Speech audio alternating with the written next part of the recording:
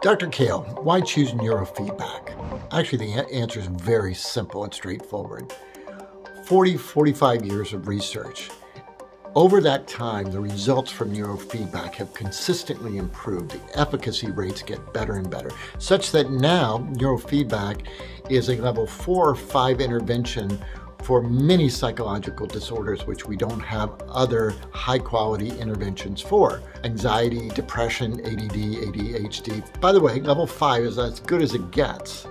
So there are hundreds of studies that have supported these conclusions, and yet it's often not well known because A, it's not a pharmaceutical agent, and most clinicians aren't that aware of it. B, it takes time.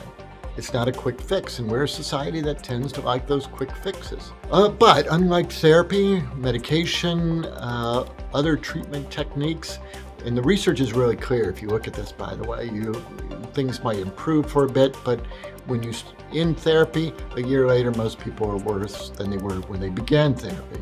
Medications, you don't even have to stop medications. They kind of have a significant placebo effect, and then they begin to drop it and then people want to change, have another type of medication, So, but the bottom line is there are no side effects with neurofeedback. Well, very rare. People get tired a little bit, and sometimes they complain of headaches, but there are no serious side effects because we're not coercing the brain. We're not forcing anything upon the brain. It's a very organic process where the brain moves into a better function, better feeling state very temporarily, and we take that opportunity, we seize that opportunity to ceaselessly reward every one of those, and the brain then learns from that over time. So the bottom line is we have this whole list of reasons why you would use neurofeedback. A, it works.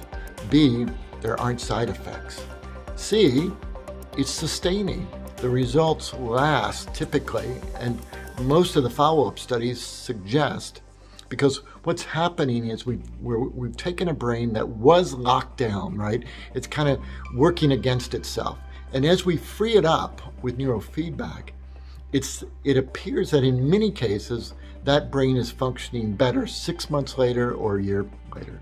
For many kids, ADD kids, kids with anxiety, when they go through a full treatment of neurofeedback, the results suggest 15 to 20 points improvement in their IQ. That's a full standard deviation of improvement. So there's a list of reasons why you would choose neurofeedback.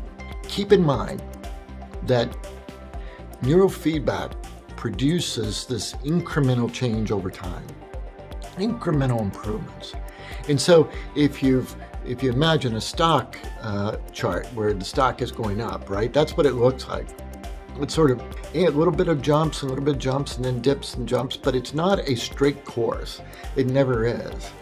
But the results are consistent, they are compelling, and it is an extraordinary technology, provided that it's coupled with an understanding of how to shift the environment so that everything that the client or child is doing supports a more forward-focused change process, which is what neurofeedback is all about.